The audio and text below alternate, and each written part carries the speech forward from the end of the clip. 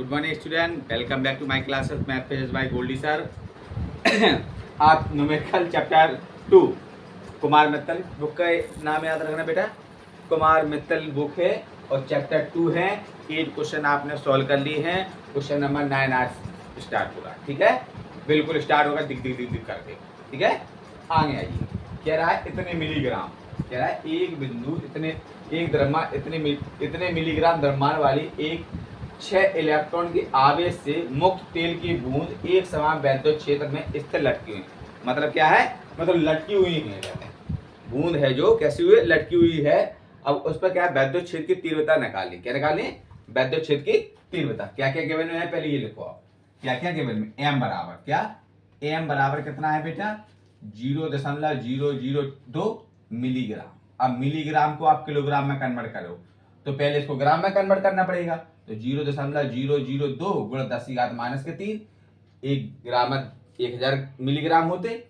अब ग्राम को किलोग्राम में कन्वर्ट कर लो तो 10⁻³ और ले लो, ये केजी में आ गया। ठीक है, अब इसका दशमलव हटा देना, नीचे कितना बढ़ गया? 1 1 2 3 तो 1000 नीचे आ गए। तो m इक्वल टू कितना हो जाएगा? 2 गुणा 10⁻³ और 3 कितने -6 बटे 10⁻³ ये हर में अंश में लेके जाएंगे तो किस में हो जाएंगे?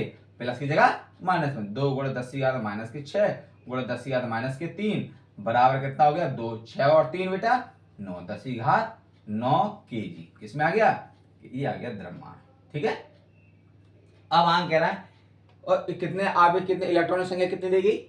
6 इलेक्ट्रॉन है। मतलब n इक्वल टू कितने लिए? 6। कह रहा है आप कह रहा है मुक्त तेल की बूंद एक समान वैद्युत क्षेत्र में गिरती है, स्थिर लटकी है। देखो कोई भी चीज है, जैसे ये पेन है, ठीक है, इसको पेन को मैंने से गिराया।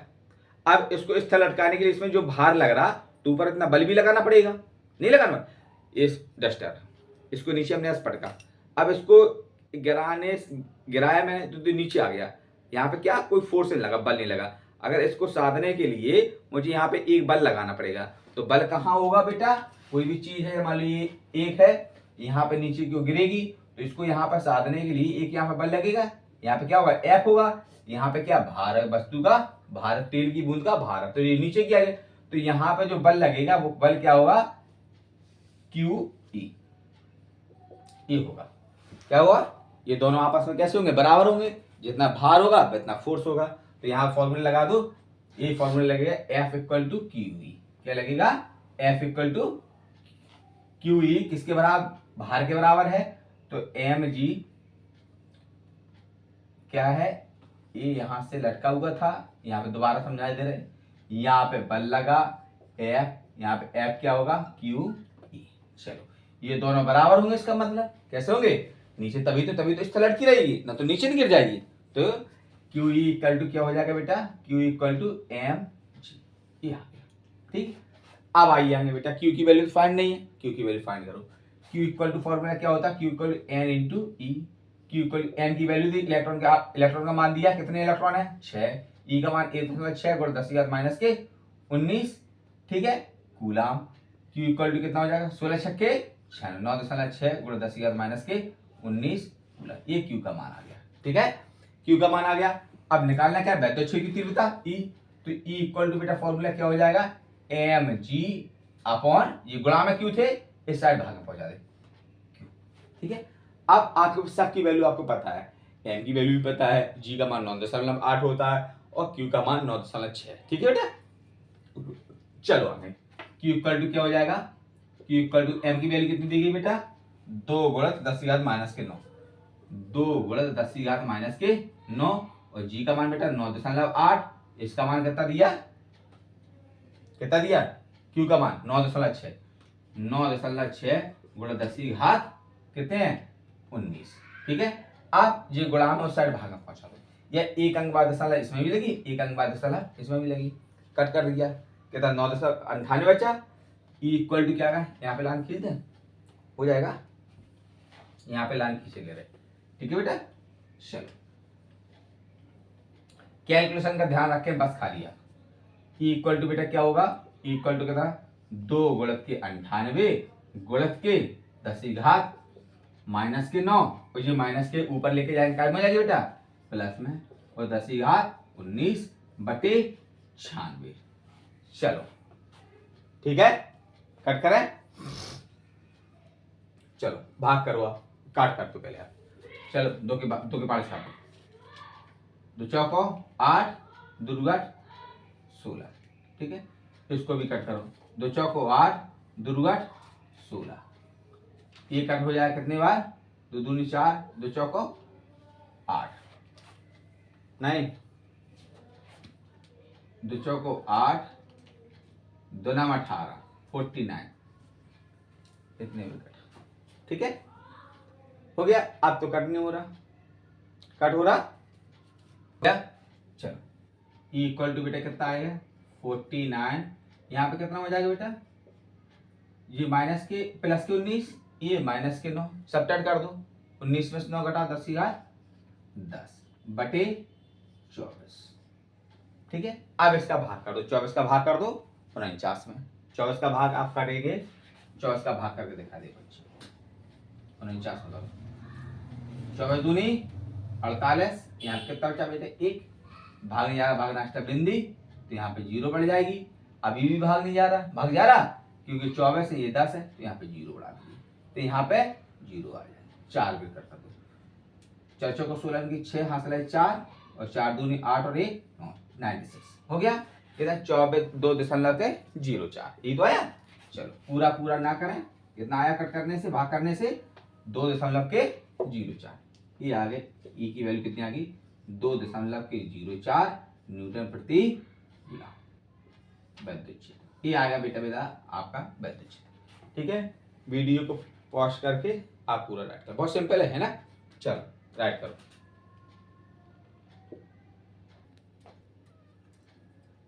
चलो क्वेश्चन नंबर 10, उस विद्युत क्षेत्र की तीव्रता ज्ञात करें, विद्युत क्षेत्र की तीव्रता निकालनी है, का मान व दिशा, दिशा ही बताने का कौन सा जाएगा, मतलब ऊपर जाएगा या नीचे जाएगी, ठीक है।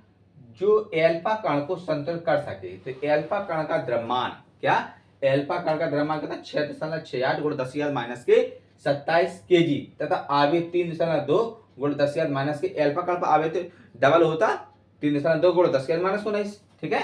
क्या क्या गिवन में है बेटा, क्या क्या दिया है, एल्फा कण पर आवेश दिया, द्रव्यमान दिया, एम इक्वल टू कितना दिया 6.68 गुणा 10 माइनस के 27 केजी, और क्या दिया है आवेश दिया, क्यू इक्वल टू कितना 3.2, एल्फा कण पर है तो डबल तो होएगा पहले से, 3.2 गुणा 10 माइनस के 19 कूलम।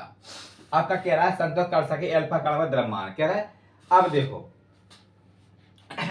कोई चीज है प्लस आवेश है, ये नीचे की संतुलन अवस्था में जाएगी, ये नीचे की ओर जाएगी, और ये बल कहाँ लगेगा बेटा ऊपर की ओर लगेगा। जहां प्लस आवेश जिस दिशा में जाएगा, प्लस आवेश जिस दिशा में जाएगा वहीं पे विद्युत क्षेत्र की तीव्रता होगी।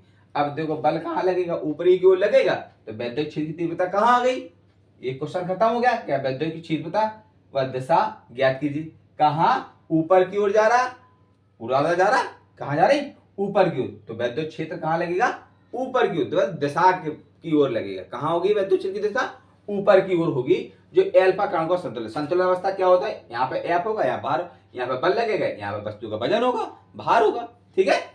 अब कह रहा है और क्या निकालना है, विद्युत क्षेत्र की तीव्रता भी निकालनी, क्या निकालनी है विद्युत क्षेत्र की तीव्रता, ई इक्वल टू क्या निकालनी है, ई इक्वल टू आपको फाइंड करनी। अब संतुलन अवस्था में क्या है, F equal to Q E, ये दोनों संतुलन अवस्था में हो गए, ठीक है, दोनों बराबर बराबर आ गए, तो क्यू ई इक्वल टू क्या होगा, क्यू ई इक्वल टू क्या होगा एम जी, ठीक है, Q equal to M G. चलो क्यू की वैल्यू कितनी है, कितनी दी गई बेटा क्यू की, ये गुणांक पहले भाग में पहुंचा दो आप, ई इक्वल टू क्या हो जाएगा एम जी अपॉन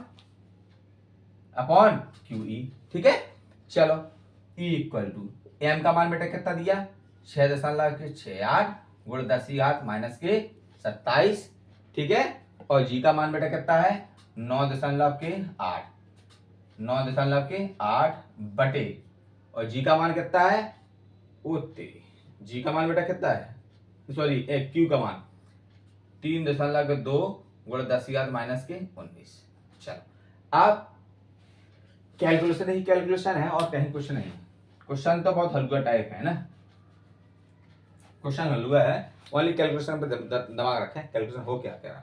चलो क्यू इक्वल टू 6.68 गुणित 10 की घात फिर 9.8 गुणित की घात माइनस के 27 और ये माइनस के 19 ऊपर लेके जाओ तो काय के हो जाएंगे बेटा प्लस के। ठीक है, किसके हो गए प्लस के। अपॉन बेटा कितना है 3.2, एक अंक बाद इसमें एक अंक बाद दशमलव इसमें। ठीक है, हो गया। अब इसको कट करो, क्या करें कट करो भैया, 2 के पास काटो, 2 दूनी द्वितीया 6 द्वितीया 6 2 चौको 8, ये 16 दूनी 32। ठीक हो गया, क्लियर। फिर 2 के पास काटो, दुर्घट 16, 2 एकम 2 2 दूनी 4 और ओफो 2 एकम 2 एक अंक एक दशमलव एक हासिल यहाँ पे चली जाएगी तो 12 होगा, 2 छक 12, एक यहाँ पे 2 सत्ते 14। ठीक है, और 2 चौको 8, सही है। पहले 2 के पास दुर्घट 16 हो गया, ये कटा गया, लिख दो क्या दोबारा लिख दो, क्लियर ना हो रहा हो तो दोबारा लिख दो उसको, क्लियर ना हो रहा दोबारा लिख लो। 6.68 गुणित 9.8 गुणित की 10 की घात माइनस के 27 बटे 3.2, ये 10 की घात माइनस के 19 के माइनस के थे बेटा, ये डिनोमिनेटर में थे नंबर हर में थे आंसर पहुंचा दे तो माइनस के प्लस प्लस के माइनस, तो माइनस का था ऊपर गया प्लस का हो गया। अब देखो एक अंक इसमें एक अंक बाद इसमें कट गया, क्लियर। अब इसको कट करो,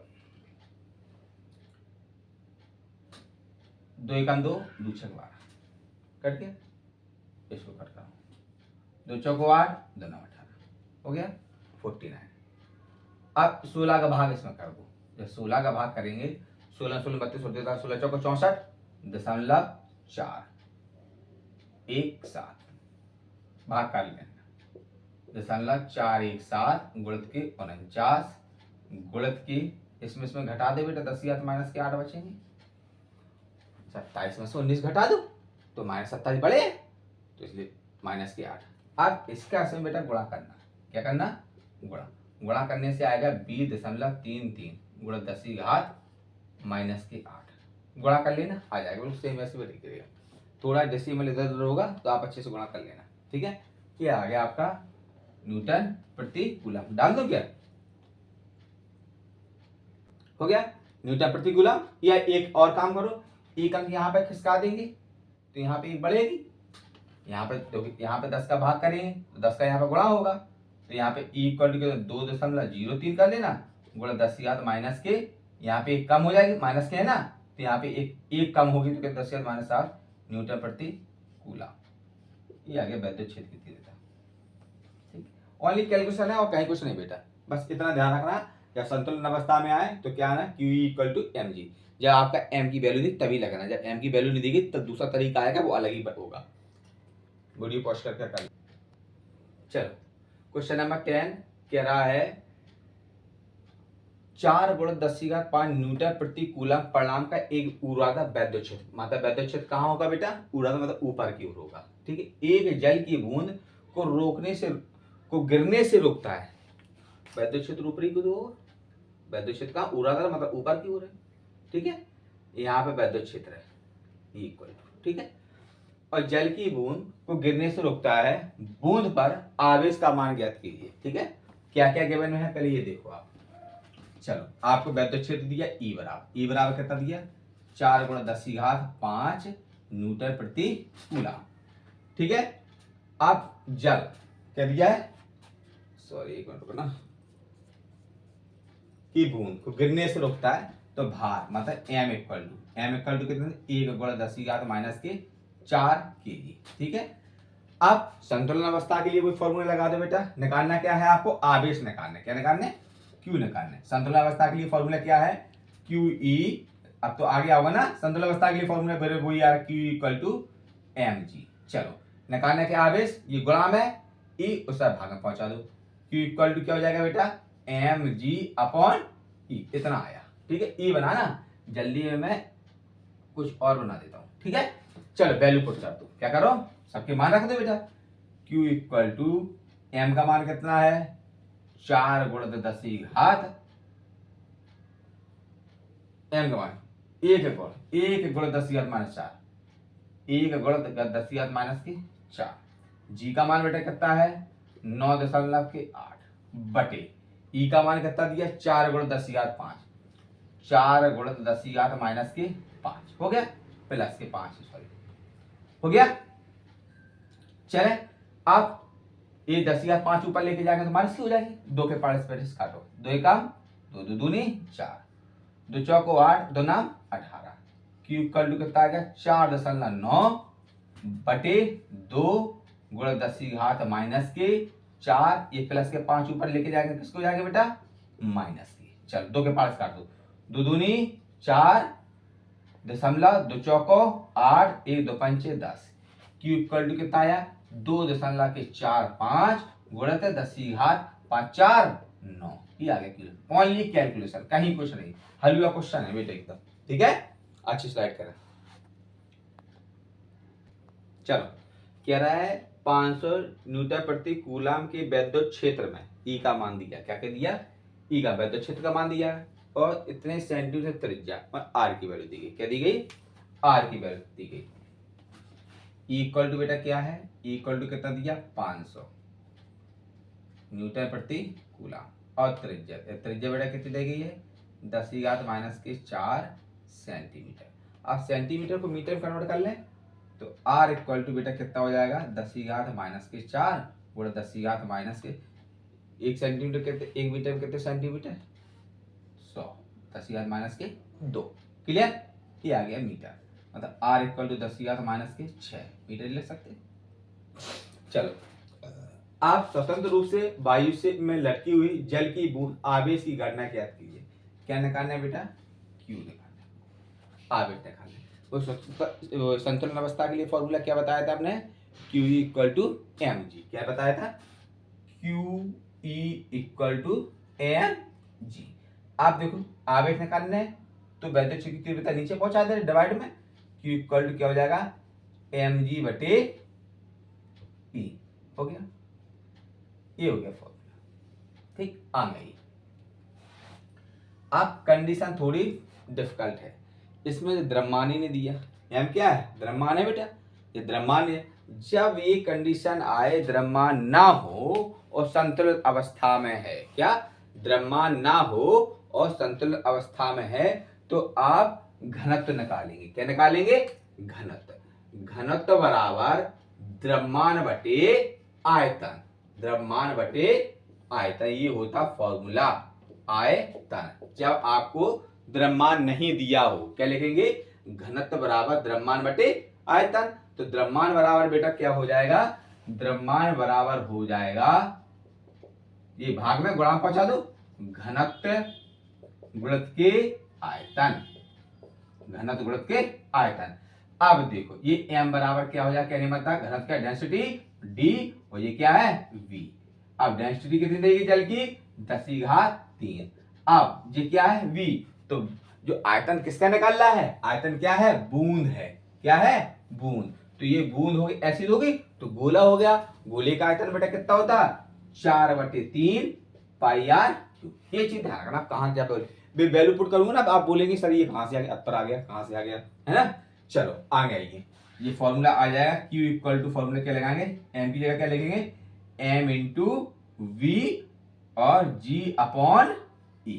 चलो Q इक्वल m का मान 10 की घात 3 और v कितना दिया 4/3 पाई आर क्यूब और g का मान 9.8 बटे e का मान बेटा कितना है 500 न्यूटन प्रति कूलाम।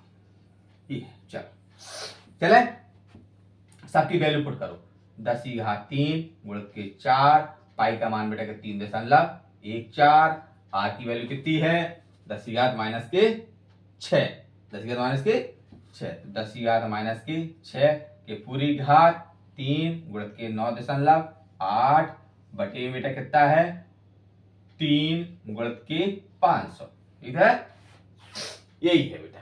चलो कैलकुलेशन है बस और क्वेश्चन में हल हुआ है, ओनली कैलकुलेशन है, कैलकुलेशन कर लेना आप चाहो तो, ना तो मैं तो पूरी करूंगा भैया, ठीक है मैं तो कर ही दे रहा हूं कैलकुलेशन है और क्वेश्चन में कहीं कुछ नहीं है कि सोचो आप क्वेश्चन बहुत ज्यादा है, क्वेश्चन थोड़ी बड़ा है, क्वेश्चन तो बहुत सिंपल है। चलो क्लियर हो गया, क्लियर हो गया इतना। चलो चलो ठीक है, क्लियर है, बढ़ाए आगे। चलो कहीं कुछ नहीं करना, डिजिट डिजिट पहले आप ले लो एक सी, क्या ले लो, डिजिट डिजिट आप एक सी कर ले सी हो जाएगा।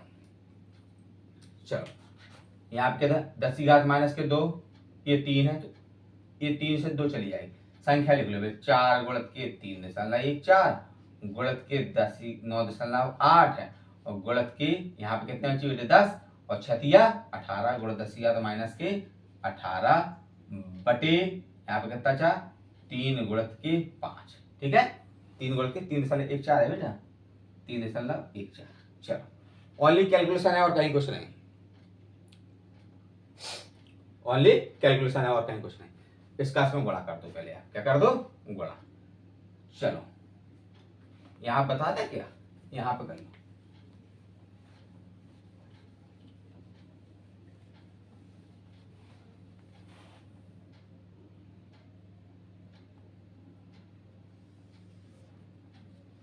क्यूब कर लो, गुणा करो, 4 चौका 16 की 6 आंसर है 1, 4 एकम 4 और 1 5, और 3 चौका 12, 12 56, यहाँ पे कितना बचा, गुणित के 98, यहाँ पे कितना बचा, एक और कम कर लो बेटा, कितने बचेंगे 17, 10 की घात माइनस के 17, यहाँ पे कितना है 5 या 15, ये है, ठीक है, 5 या 15 आया, ठीक, क्लियर है। आप कट करो, कितने पार्ट्स कट जाएगा जी, भाग कर दे सीधा, क्या 3 के पार्ट्स कट जाएगा, 9 और 17 नहीं कट रहा, 5 के पार्ट्स गुणा करके बेटा भाग कर देना आप, ठीक है, गुणा करके भाग कर देना,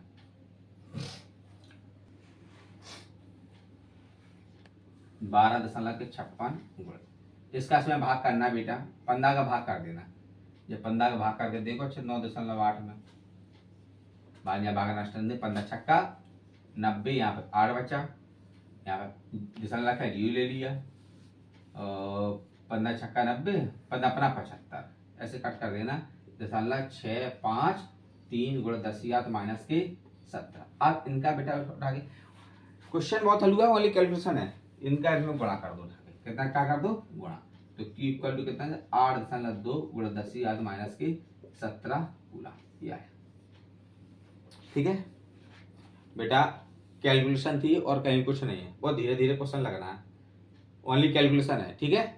अगर चैनल को आपने सब्सक्राइब नहीं किया, पहला वीडियो देख रहे हैं तो आप चैनल को सब्सक्राइब और लाइक जरूर करें, ठीक है। चलो बेटा।